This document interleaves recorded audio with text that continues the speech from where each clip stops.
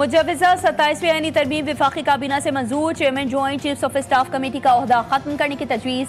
Army chief को chief of defence forces का इजाफी ओहदा देने की सिफारिश। फील्ड मार्शल को कौमी हीरो का दर्जा देने और ताहयात मराहत देने की भी तजवीज़। 27वीं आईनी तरमीमी बिल 2025 का मुसविदा सामने आ गया। आईनी अदालत के क़याम और जजेस के ट्रांसफर को जुडिशल कमीशन के सुपुर्द करने की सिफारिश। हाई कोर्ट के चीफ जस्टिस भी ट्रांसफर के अमल का हिस्सा होंगे। वज़ीर कानून आज़म नज़ीर तारड़ ने आईनी तरमीमी बिल सेनेट में पेश कर दिया। बिल कायमा कमेटी बराए कानून और इंसाफ के सुपुर्द।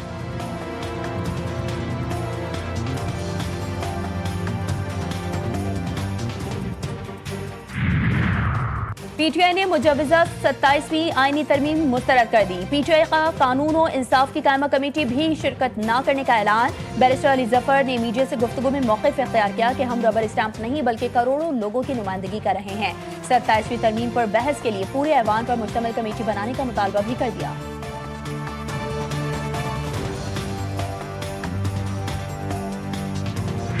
नेपरा का बिजली की कीमतों में 48 पैसे फी यूनिट कमी का ऐलान। इतलाक इलेक्ट्रिक समेत मुल्क भर के तमाम सार्फिन पर होगा। बिजली की कीमतों में कमी माहाना फ्यूल एडजस्टमेंट की मद में की गई है। कमी रवा माह के बिलों पर होगी। नोटिफिकेशन जारी। पाकिस्तान ने जनूबी अफ्रीका के खिलाफ वनडे सीरीज 2-1 से जीत ली।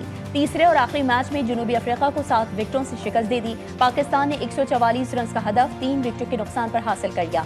साइम अयूब 77 रन बनाकर नुमाए रहे। पहले खेलते हुए जनूबी अफ्रीका की टीम 144 रन पर ढेर हो गई थी। अबरार अहमद ने 4 प्रोटीज का शिकार किया।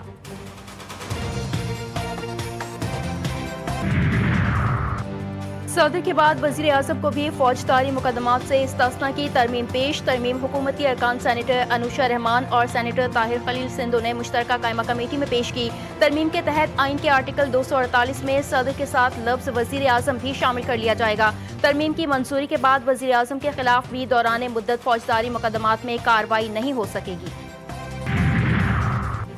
मुल्क के वसी मुफाद में 27वीं आईनी तरमीम के लिए सबने मिलकर कोशिश की। वज़ीर आज़म शहबाज शरीफ ने अपने एक बयान में कहा कि आईनी तरमीम पर नवाज शरीफ को एतमाद में लिया। सदर जरदारी को भी एतमाद में लिया गया। बिलावल भुट्टो, खालिद मकबूल सिद्दीकी समेत तमाम जमातों के सरबराहान से मुशावरत की। उन्होंने मुसविदे की भरपूर तायद की। सियासी और मौशी इस्तेहकाम की बदौलत मुल्क की समत दुरुस्त हुई। मुल्क की तरक्की और खुशहाली के लिए सबको मिलकर काम करना होगा।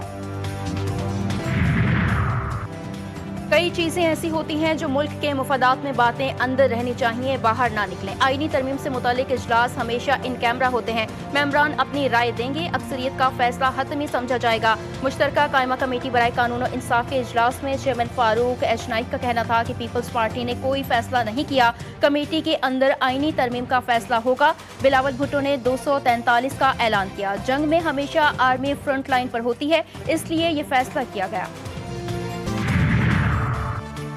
JUI का सेनेट और कौमी असम्बली की कायमा कमेटी बराए कानून और इंसाफ की मुश्तरका कमेटी का बॉयकॉट। JUI रहनुमा आलिया कामरान का कहना है कि उन्हें कहा गया था कि आज मुसविदे को पास नहीं करेंगे। 26वीं आईनी तरमीम में जो तहफ़्फ़ुज़ात थे, इन शिकों को 27वीं तरमीम में लाया गया। हमारे 243 पर तहफ़्फ़ुज़ात हैं। जजेस वाले मामले पर भी हमारे तहफ़्फ़ुज़ात हैं। पगड़ी किसकी भारी होगी, आईनी अदालत के जज की या सुप्रीम कोर्ट के जज की? क्या कौमी असम्बली इतनी गैर अहम है कि वहाँ बिल पेश किए बगैर ही कायमा कमेटी से मंजूर करवा लिया जाए? आइन कहता है कि सूबे के जो NFC अवार्ड के मुताबिक शेयर है वो भर सकता है, कम नहीं हो सकता। उसका तहफ़्फ़ुज़ पाकिस्तान पीपल्स पार्टी करेंगे। तो जब तक हम इस पार्लियामान में हैं और या वो कहीं और से 2/3 का बंदोबस्त कर ले, पीपल्स पार्टी उस आईनी तरमीम के तजवीज़ के साथ देने के लिए तैयार नहीं है।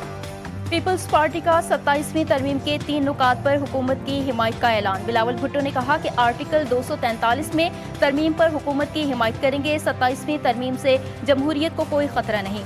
सदर के इख्तियारात पर कोई असर नहीं होगा। आईनी अदालतें बननी चाहिए। जजेस के ट्रांसफर का इख्तियार जुडिशल कमीशन के पास होना चाहिए। NFC में सूबों के फंड्स कम करने की मुखालिफत करेंगे।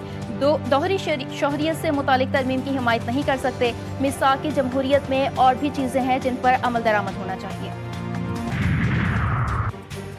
पाकिस्तान, तुर्किया और अजरबैजान 3 मुल्क हैं, लेकिन हमारे दिल एक साथ धड़कते हैं। वज़ीर आज़म शहबाज शरीफ का अजरबैजान में यौम फतह की तकरीब से खिताब।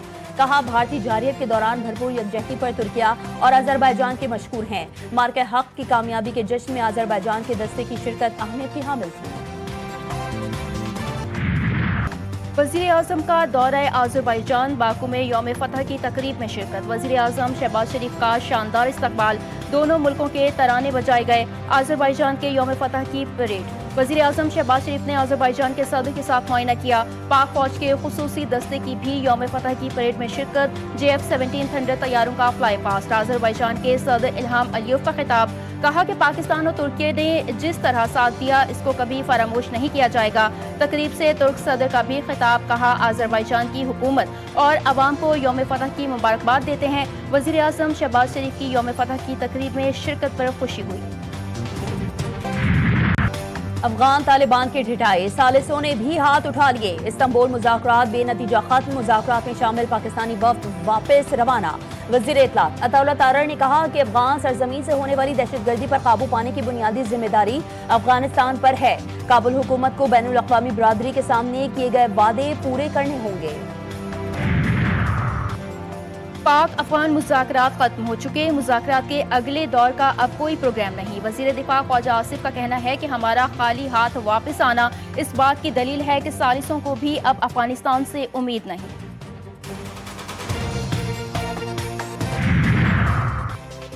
लाहौर फजाई आलूदगी में दुनिया के आलूदा तरीन शहरों में दूसरे नंबर पर। नई दिल्ली 600 से ज्यादा पॉइंट्स के साथ आलूदा तरीन शहरों में पहले नंबर पर।